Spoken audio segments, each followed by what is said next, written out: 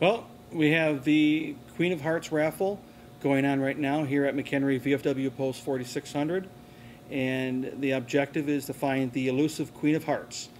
And usually on Tuesday night at 8 o'clock we do a drawing, but usually from 11 o'clock in the morning until that time we have large amounts of crowds out here collecting their tickets and trying their chance at winning and try to find that Queen of Hearts on the board. It's $2.5 million, almost $2.6 million. So that draws a lot of people here, thousands of people here that actually pull in here.